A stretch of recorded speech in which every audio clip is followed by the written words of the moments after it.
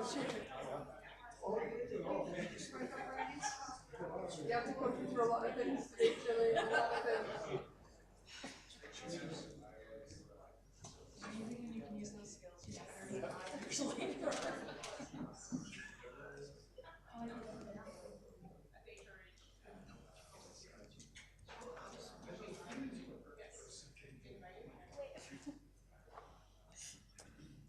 Where are we at now?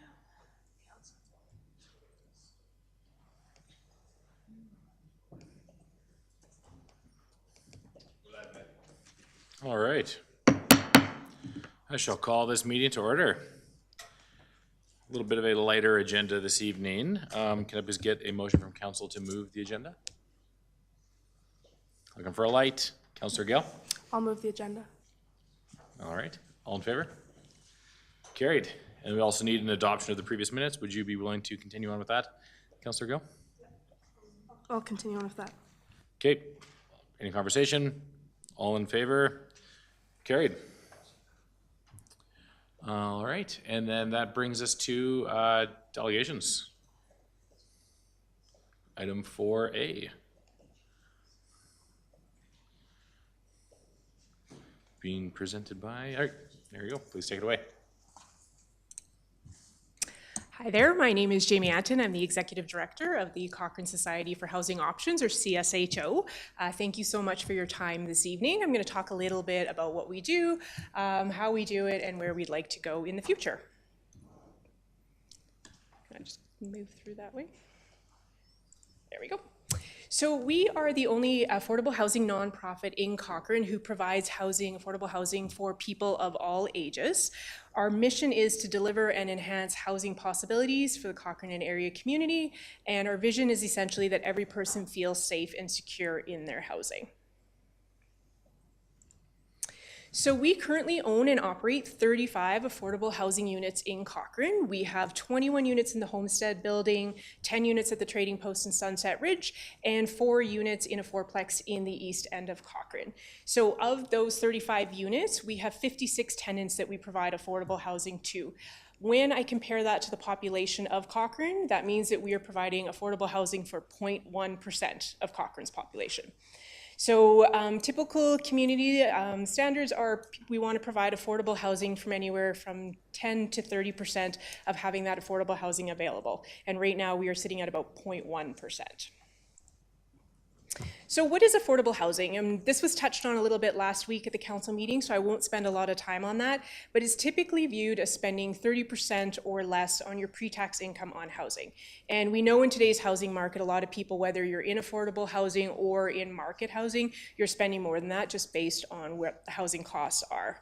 When we talk about non-market housing, that can be anywhere from 10% or more below market value. So I think it's a really important conversation to have is who lives in affordable housing, because I think there can be a lot of preconceived notions or bias or stigma around affordable housing and who's living in that. And essentially affordable housing is fundamental to ensure a really strong community and that we're able to offer safe, secure housing to every community member. So affordable housing can be for working individuals, it can be for people that may be on a fixed income, whether that's AISH or some of our seniors that are on fixed pensions, recent graduates or people just entering into the workforce, veterans, newcomers, and it's also that conversation around workforce housing, that as Cochrane grows and we want to ensure that we have people to work the jobs and support the different services we want, it's how do we support those people knowing that there's going to be certain careers or jobs that are going to top out at a certain amount where getting into market housing becomes really challenging. So I'd like to spend a little bit of time on income thresholds because I think that gives a better sense of where Cochrane is at. So income thresholds are decided and then published by the government of Alberta, and they're done every year. They're usually published in late spring. So 2026 will likely come out in about May. And what they are essentially is setting a maximum income someone can make to afford a particular unit size of affordable housing. So they're for each city and town in Alberta, it's broken down specifically. So these are very specific to Cochrane. So for a studio or bachelor in Cochrane, you would have to make an income of less than $54,500 to qualify for affordable housing. A 1-bedroom is $65,000, a 2-bedroom $77,000, 3-bedroom $85,000, and a 4-bedroom $96,500. So as we can see by those income levels, that challenge of affordability is right across the board in the community as a whole. I think any of us that are probably over around the 40, 45 mark can look at some of that and think, you know, even 10 years ago, those would have been a decent income to be able to support yourself, your family, and get into housing. So in terms of our tenant age demographic, I think it just illustrates that we really do have housing for a wide range and sort of a general cross-section of Cochrane. 23% of our residents are seniors, dependents over 18 are about 4%, children make up 32% of our tenants, and adults are 41% of our tenants. In terms of our current wait list, so we do keep an active wait list. When I created this presentation and shared it about 2 weeks ago, we had just over 115 individuals or families on our wait list. As of Friday, we were at 128, and I added 4 more families today. So we know that the demand for affordable housing far exceeds our supply. And when I look at that as well, with our turnover, which is about 5.7% annually these last couple of years, that means that the potential to get from 0 to 120th person on our wait list is 57 years. So again, the supply just isn't there to meet the demand. We're very fortunate to have Home Reno Heaven.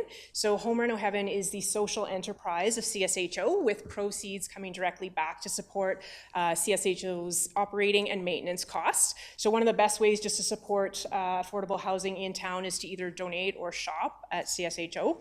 We have a huge group of volunteers that put in over 7,300 hours in 2025, really good dedicated group, which is wonderful. And that allows us to put additional proceeds back into the operating costs of CSHO.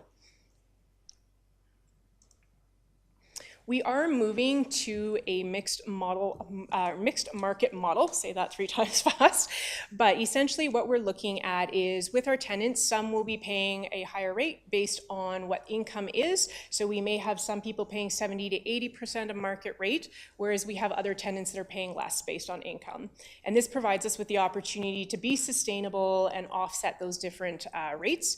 And research has shown that those people that are paying 70 to 80%, it does provide a little bit of a cushion. It allows them to save and then ideally move into market either rentals or into home ownership, sort of in previous days where we would rent for a period of time to be able to save up to buy a home. So research does support that even that little bit can make a huge difference in offsetting those costs for people. So in terms of the future of CSHO, we would like to double the number of affordable housing units over the next 5 years. So with that in mind, we have met with financial institutions to try to determine how do we best leverage our assets to help support affordable housing in Cochrane, and also how do we do so at little to no cost to the town or to taxpayers? What would that look like for us? We know that the homestead is our largest asset. We currently own the building, but we do not own the land under the building that we lease from the town of Cochrane. So in our initial conversations regarding our assets, our lenders did advise us that because particularly that we are an apartment style unit on the land, it's a higher risk simply because it's not vacant land or more of a commercial space. If there was ever a default or an issue, they would be looking at trying to find someone to operate the building. We also know that we were told that fee simple ownership is more attractive to lenders as it provides us with the potential for increased equity, longer amortization, and potentially lower interest rates. With the lease, we'd also have to enter into a tri-party agreement with the town, ourselves, and our lender, which could increase our legal costs as well. And that's all funds we would like to put directly into housing, if possible. For every $1.3 to $1.5 million that we can add to our equity, that is essentially a fourplex.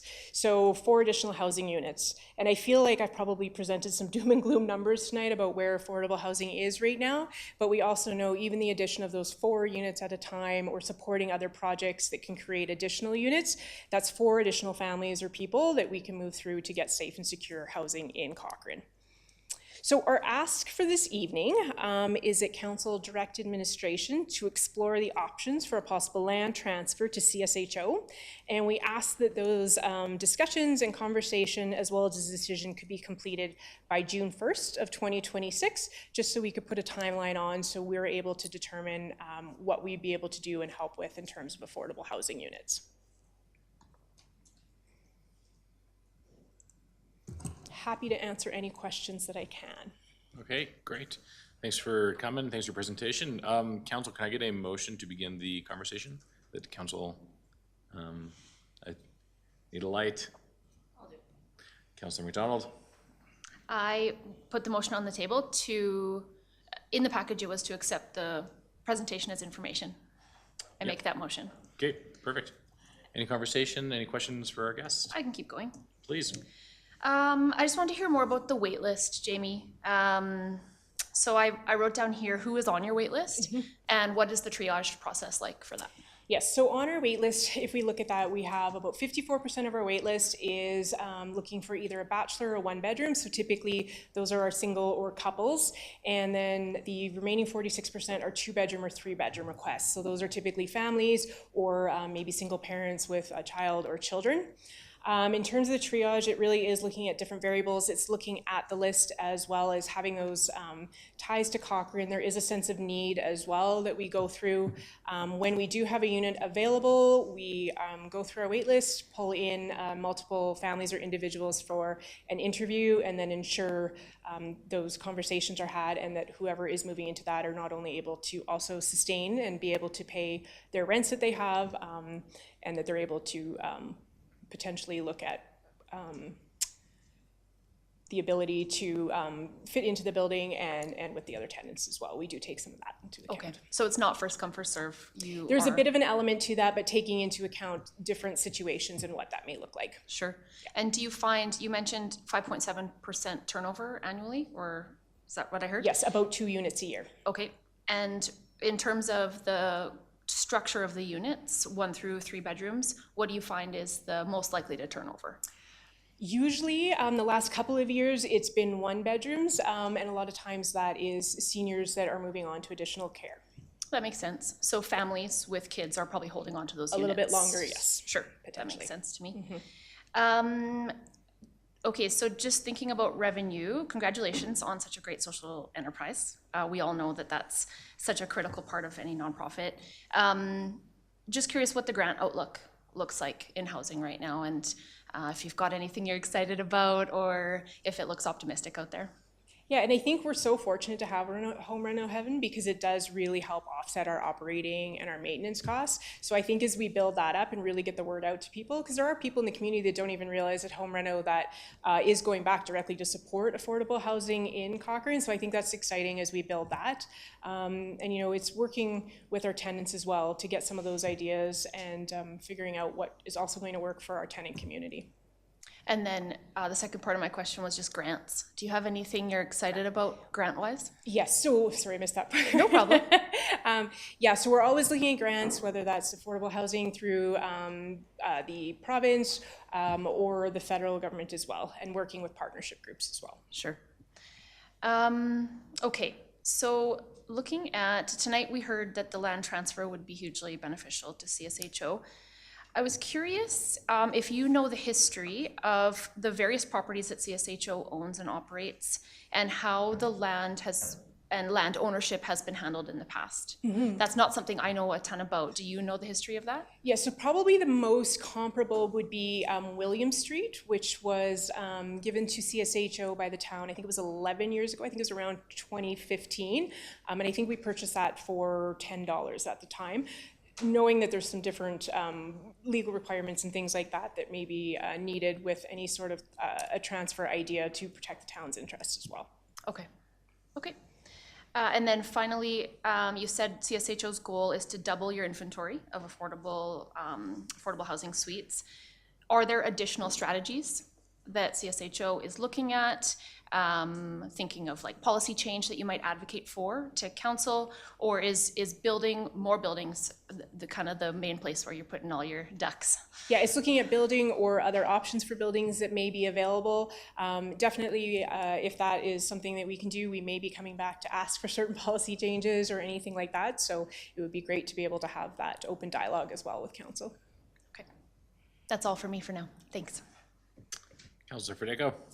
Yes, I have actually a question probably for administration. While we accept this for information, I do understand that there's a direct ask from administration, so I'm just kind of curious as to where we're going with that one. We'll just, through the chair to Councillor Federico, obviously we would look for a resolution from council to just provide us an opportunity to prepare a report. We would also be looking for some additional information from the organization, just in terms of the different options, so we can provide a comprehensive summary of the options for council's consideration and then ultimate direction. Okay. So I'd probably like to make that resolution if possible. However, I would like it to also include whether or not a 50-year lease agreement or a long-term lease agreement would also meet the needs of what CSHO is looking for, not necessarily just a land transfer. I think it's important to not shut down any open doors right now. And without actually knowing that information, I think it would be difficult for me to just say that it's kind of all or nothing. I think let's put it all on the table and figure out what we need. So I would look for probably council support to pass that resolution to at least start moving and looking at the possibilities, so that you know, then you can get moving on if that's the case. How about we get through the first motion to accept this information, then circle back to your motion afterwards? Sound good? Okay. Councillor Wilson? Thank you. That's a good, that's exactly where I was just about to go, was the long-term lease agreement. I've written down here on my sheet. Jamie, could you just color in why your group is asking for a land transfer? I didn't quite hear it. It was something to do with bank financing. I didn't exactly understand what, if it goes ahead, how does it help you? And if it doesn't go ahead, what becomes of Yes, the current property? and I guess it would be sort of first choice would be the fee simple ownership. That's what we've been told, that increases our equity in terms of trying to figure out how best do we add affordable using units to the community at less cost to council or taxpayers. With a lease, there's a few extra caveats and hoops definitely to jump through, but that's something that we would have to discuss as to what that might look like. Okay, and then the part about if neither of those things were to happen, if we weren't to transfer land in the end, or there was no long-term lease agreement agreed to, so status quo as we are, what consequences does that have? We have a current lease agreement with the town for the homestead building, and that's what we've been using thus far.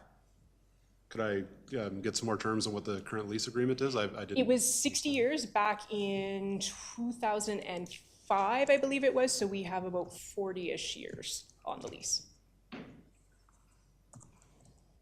Okay, so that answers the question. We already have a long-term lease agreement. Your group's here asking for a land transfer instead of that option. Okay. And so my final question then is just simply long-term lease agreement versus a land transfer. The difference for your group is simply financing for? Yes, it would be the potential for a lot more additional equity, as well as potential longer term amortization, perhaps lower interest rates, and a little simpler agreements where we don't have that tri-party agreement required. So reduced legal fees as well for our organization. And any funding consequences, or is it all on the banking end of things? Sorry, could you repeat that? Funding consequences, I'm not sure how funding for your group works with long-term lease agreements versus a land transfer. Is there any differences there? It would really just be with the financial institution as to what options they would be able to provide for either. Right. If I may, one more thing on the funding thing then. Does most of your funding come from, you said, the home reno haven? Is there federal funding, provincial funding that doesn't? We have had grants in the past to purchase, I believe the trading post units in past history were purchased through a provincial grant.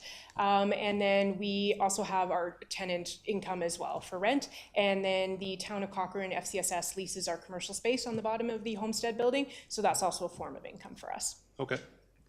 Okay, thank you very much. Appreciate it. Councillor, anything else? Councillor Gill? So in the package, it says with minimal cost to residents of Cochrane. This is a town asset, right? So this is a question for admin more. What's the market value of that land?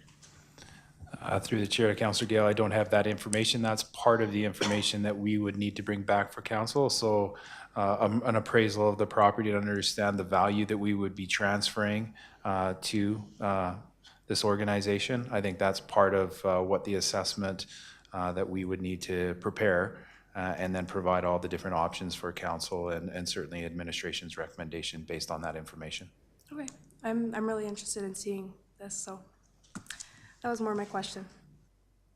Councillor McFadden. Yeah, thank you very much for the information, of course, all the great work that your organization does. I know it makes a big difference in our community.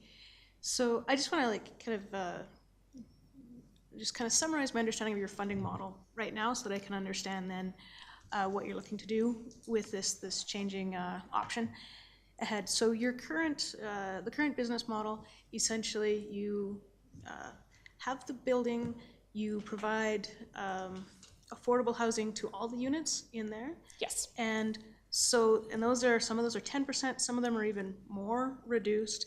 And that's made possible by, of course, the rents to the site, as you mentioned, the commercial rental to the town, but also the contributions from the Home Reno Heaven. That is a social funding model that allows you to offset, and a very creative one as well. So then the more traditional model, and correct me where I go astray on this, the more traditional model of funding is that you would have a building with mixed housing in it, where you would have some rental units that are at market, and they would subsidize and offset the costs for non-market or affordable housing. That's the more traditional. Yes, and that's where a lot of affordable housing nonprofits are going, is to provide still a little bit, might be 10% below, some operate with some rate at market rate, and then that helps offset the lower rents for some people that are a little bit lower than that for market value. All right, so it's your innovation of having Home Reno Heaven that is allowing you to operate a building that is fully affordable housing, which is a different model that's becoming more common now. So the reason though that you're asking to move away from a 40-plus year lease to outright ownership of the land, and then you'd have the land and the building, is you want to be able to use the equity in that to then be able to leverage your borrowing to then enter into either another home, another CHO building, or perhaps a purchase of different smaller units around town. But it's just a matter of being able to leverage the full equity value of that to find different options. That's the summary? Yes, that's correct. Yeah. Okay. All right. And so then the trade-off for the municipality, once we get the further details from the administration, if I have the read of where this is going tonight, from the municipality's lens, is going to be what is kind of the opportunity cost of us giving up, prime real estate that we've already committed 50 years out for affordable housing to you folks to allow you to do that. So there's kind of an opportunity, future opportunity cost that the municipality might be considering, balanced against the fact that we could strengthen your ability to meet current needs today. Okay.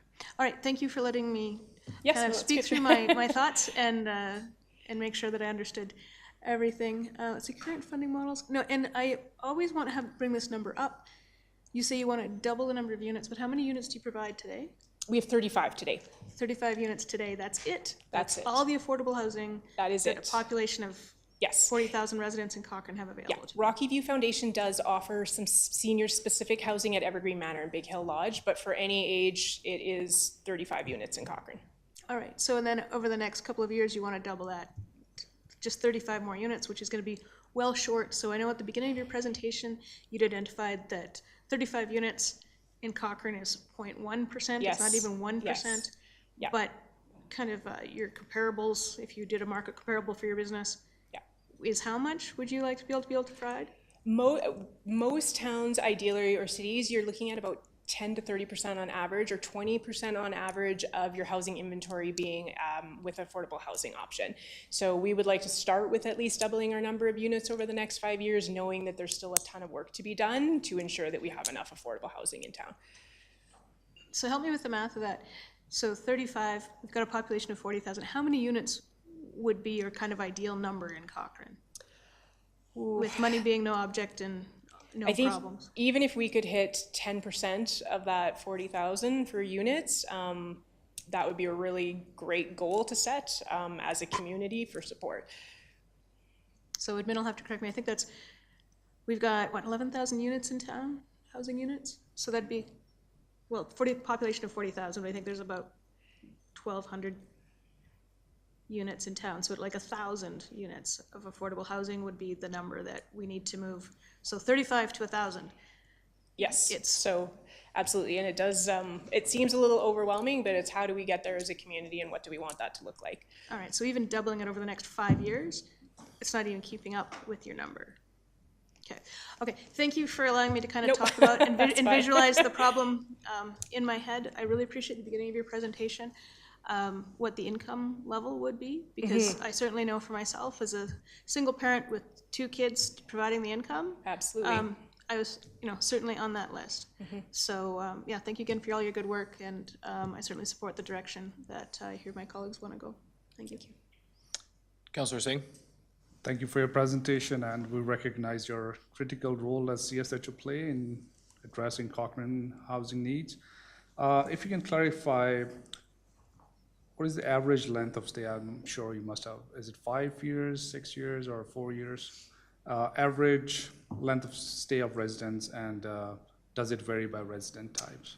Yeah, and it varies, and we've definitely seen our average length of stay has gone up, and I think part of that is the market as it is right now, because a lot of our residents just don't have another option on where to go. I can get you exact numbers on length of stay if you'd like, and I can send that to you after. I don't have it off the top of my head, but we've definitely seen that increase, particularly for our tenants that are on a fixed income. And I think that has a lot to do with just the general housing market and affordability. Sure. And do you know roughly when was the last provincial, federal, or town investment in the affordable housings?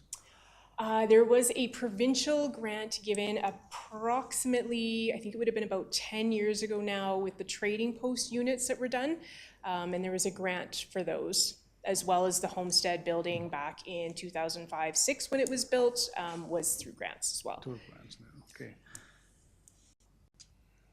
And question, part of Councillor McFadden's, as part of your goals to double the number of units, do you have a plan for the mix of units size to best meet the community needs?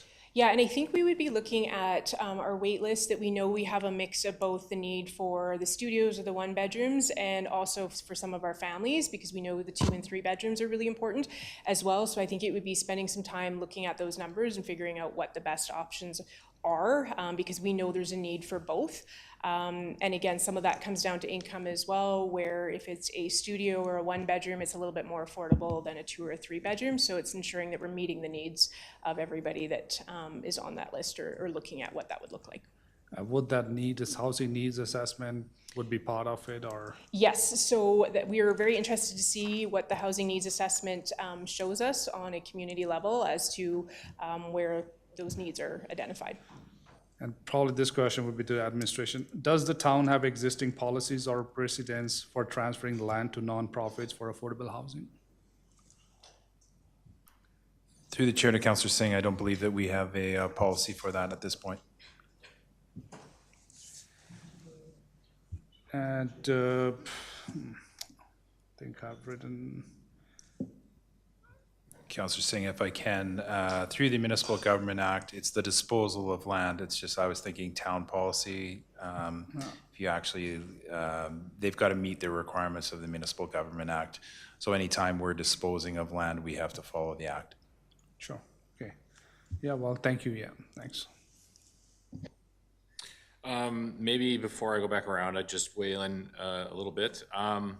I just want to be careful about setting the expectations of 1,000 units in Cochrane at some point. Yes. That'd be $300 million worth of Yes, homes yes. if they were $300,000 a piece. It's a pretty lofty goal. Maybe we'll start with a dozen or so and see where we take it from there. And then I also was interested in what Councillor Singh was asking about on the turnover rate. Reading that there's only a 5.7% annual turnover rate with 35 units, does that mean essentially it's 1 or 2 units turned over per year, and which would mean that the average stay is probably well over 10, 15, 20 years? It can be, yes, yeah. Are there any organizational objectives in place to try and help people and push them towards transitioning out into market housing that they own themselves? Yes, and that's part of what we're looking at right now, particularly with moving to that mixed market model as well. Okay, great, interesting. That's it for my questions. Do we want to get the first motion voted on before we go back to you, Councillor Gill? Okay, sure. We'll send it back to Councillor Gill. Quickly curious what the rough split is between studio, 1-bedroom, 2-bedroom. But I know I saw the demographics, but I'm just curious what your current kind of situation's like in terms of that. Yeah, and we do have a mix in the Homestead building. We have a mix of studio, 1-bedroom, 2-bedroom, and 3-bedroom. And at our William Street property, we have 2 and 3 bedrooms, and the Trading Post is a mix of 2 bedrooms and 1 bedrooms. So it varies depending on units and size requirements. And are there any 4 bedrooms or no? We do not have any 4 bedrooms currently. Okay, that was just my question. That's all. Thanks. All right, I'll call the question all in favor of accepting as information. Carried unanimously. And then Councillor Federico, were you looking to make another motion? Yes, I would like to direct administration to do some research on whether or not it's increasing the lease that they currently have, or whether or not it's transferring of land, whatever information that we need to have brought back so that council can make a decision. Does June 1st give us enough time on our end? Does administration need more time?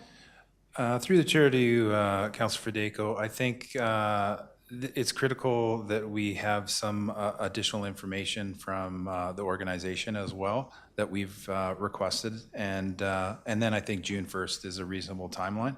We've got a proposed motion, just to assist you, if you would, that council direct administration to explore all the options, including the transfer of the homestead lands, and bring back those options for council's consideration by June 1st, 2026.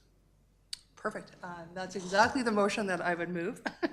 As well, Ms. Anton, can you be sure that you can have the information that administration needs on CSHO's part to wrap this up by June 1st? Yes. Perfect. Excellent. Okay, any conversation? Everybody understand the motion? Councillor Wilson? Can I be annoying and ask one more question of the presenter here before we go to that vote? It would just help me with the administrative, when we get the administrative report back. It was news to me tonight about the 10 units in the Trading Post in Sunset Ridge and Cochrane. Could you just tell me a little bit about the model there? Obviously, you don't own the land there. Do you own the 10 units as a society? Yes, we own the 10 units. They're condo units, so we do own those. And the society just bought them outright? And Yes. Then, okay, I understand. Okay. Thank you for that. Anything Proceed, else? please. Anything else, council? I shall call the question. All in favor? Carried unanimously. Thank you very much. Thanks for being here this evening. Thank you.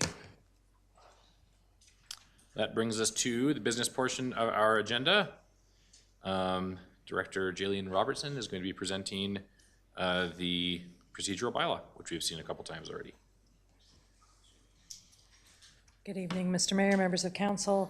In your agenda package this evening is the procedural bylaw coming back to you for second and third reading.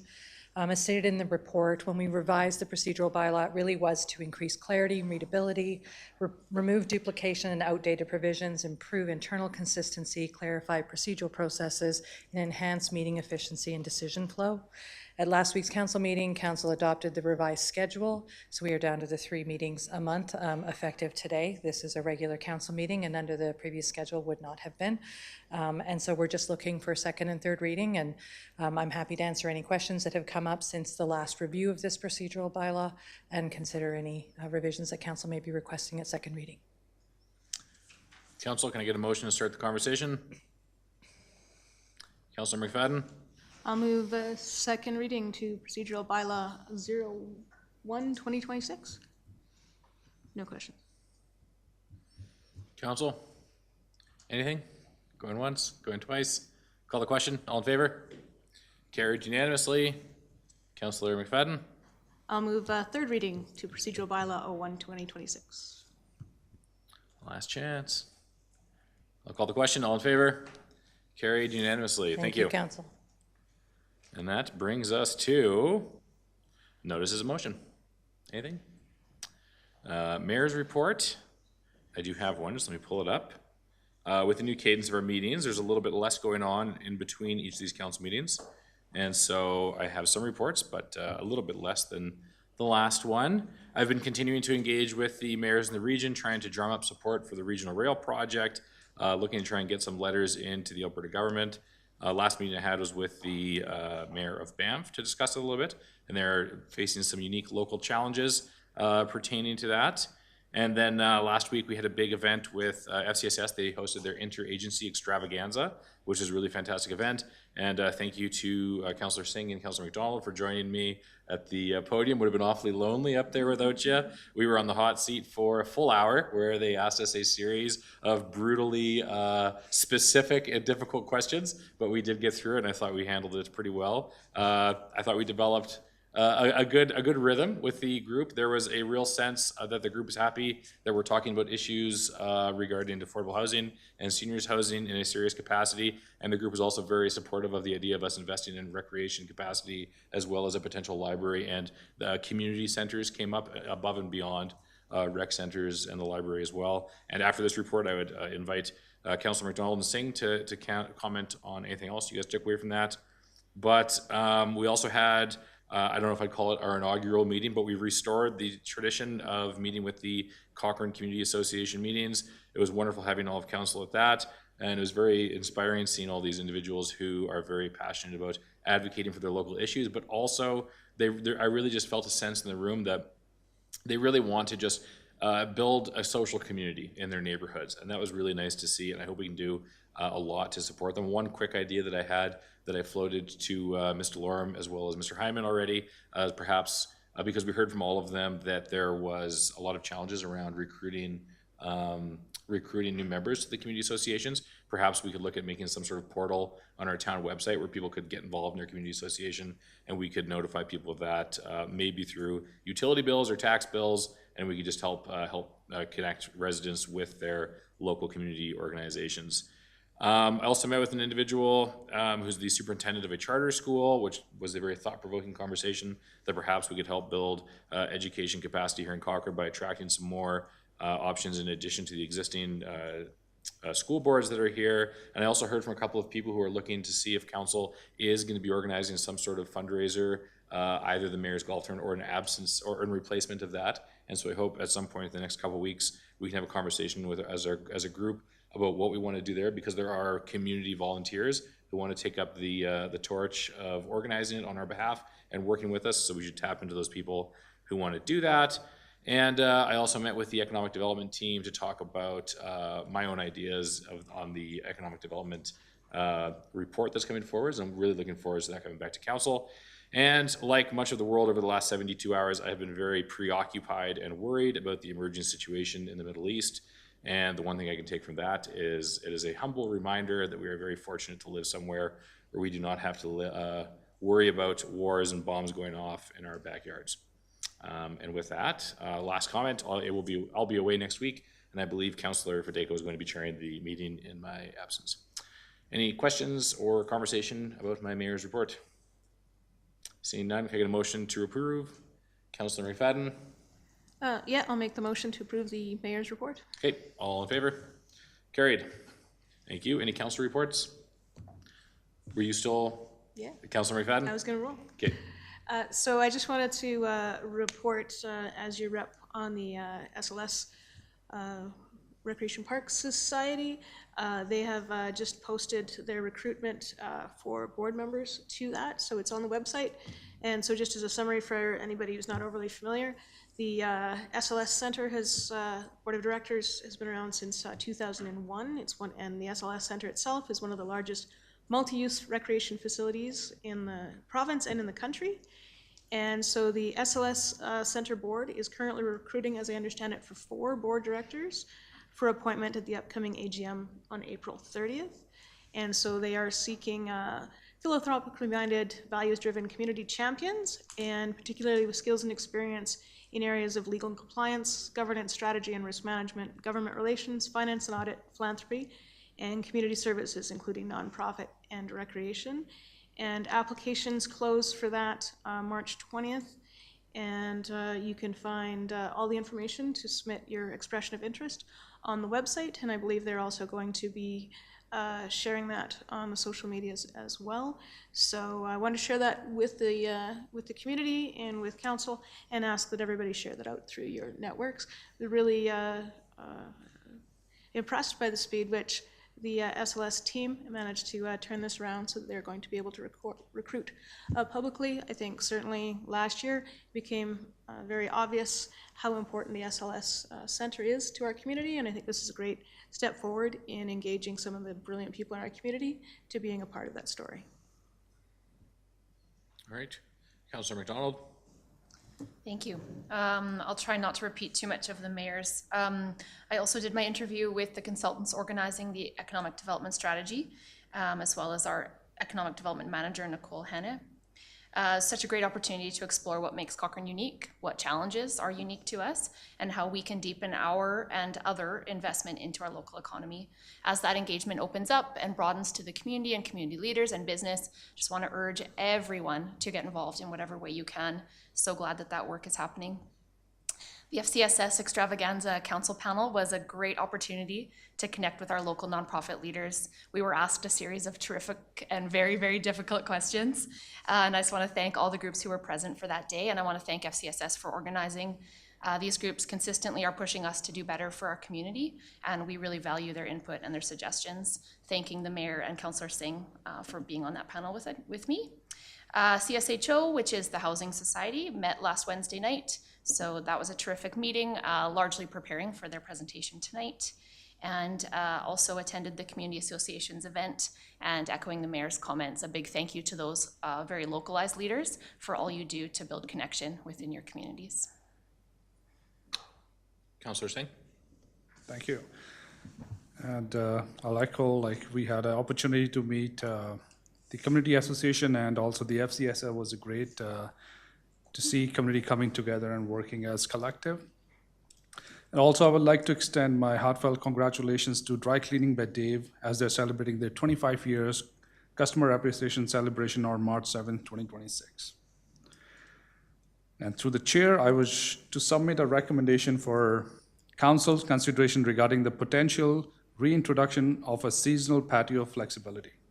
As we approach the warmer months, I respectfully request that council consider allowing seasonal flexibility for patio spaces where it is feasible, similar to accommodations provided in previous summers. With the longer days and improved weather, residents are naturally drawn to outdoor gathering spaces. Allowing limited seasonal patio expansions in appropriate locations would enhance community vibrancy while providing meaningful support to local business navigating rising operating costs. I encourage council and administration to engage with businesses across Cochrane to better understand where such flexibility could be implemented in a balanced and responsible manner. A time-limited pilot initiative could allow the town to assess impacts while supporting local entrepreneurs and strengthening our community atmosphere. Thank you for your thoughtful consideration. And finally, I would like to take a moment to acknowledge an important upcoming date. March 8 marks International Women's Day. On this meaningful occasion, and in the spirit of this year's theme, Give to Gain, I extend my heartfelt wishes to the remarkable women seated beside me, Councillor Gale, Councillor McFadden, Councillor McDonald, Councillor Fedeko, my friends, and those serving in our administration, our dedicated town employees, those watching online, and women in our community and around the world. On a personal note, I would also like to wish a very happy International Women's Day to my mom in India. My Canadian mom and my partner, thank you for your guidance, strength, and constant support. To all the women who lead, serve, support, and inspire, you are strong, resilient, intelligent, and most importantly, role model for many of us. Your contributions help shape stronger families, workplaces, and communities. Thank you for all you do today and every day. Thank you. Great. Councillor Wilson. Thank you, Councillor Singh. Your report generated one question for me, and that was regarding the outdoor patios on business spaces. Was there any clarity from whoever you were talking to there about exactly what regulations are in the way to create that kind of a space? On my time in council, the only time I've heard anything to do with that was during our all of our COVID fun days, and I know we had some relaxations to allow for outdoor dining in any capacity we could within the town, but I'm not sure what our regular land use bylaw has to say about that. So was there any specific asks from that business owner of how we could help? Councillor Singh? They would like, Councillor Wilson, they would like to explore some options that if that could be extended, like even for like few months in there. Because summertime, people like to stay outside and enjoy the weather. As you know, what's the world, as Mayor said, in our uncertainty, like, lots of businesses, January, February usually are like, very start of the new year with everything holiday season. In summertime comes, people go for holidays and stuff, and then people try not to go sit inside, like, weather permitted. So they are, wherever it's feasible, they would like to avail that opportunity if something could be provided so that their business is also supported from the town, yeah.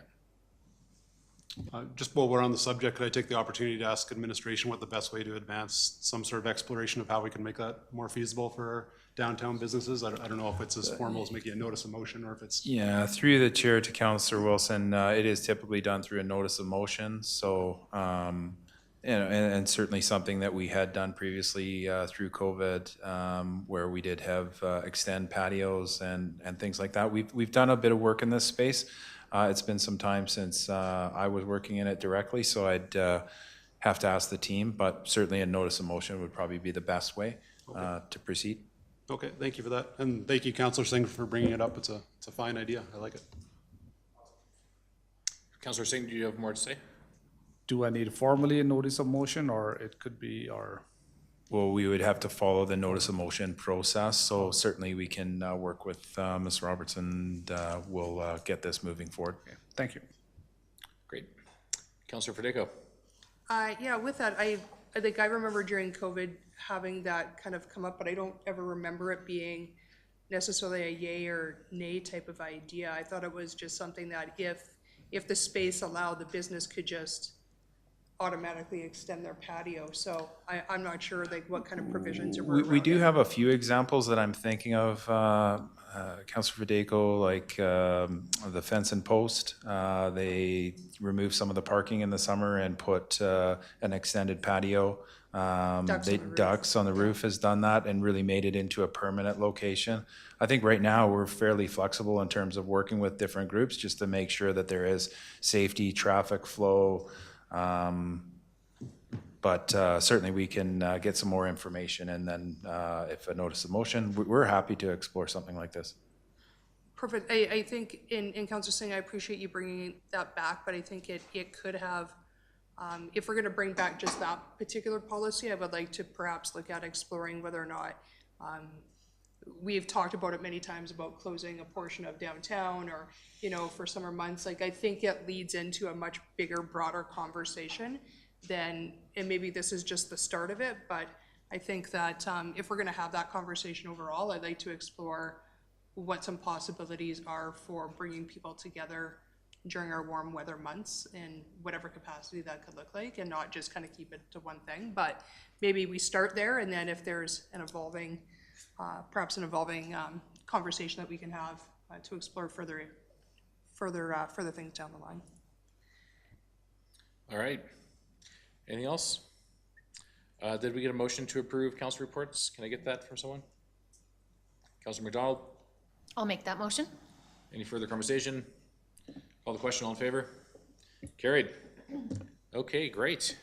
And that brings us to our closed session, item 9A. I just need a motion for us to go into a closed session. Councillor Singh? All in favor? Carried.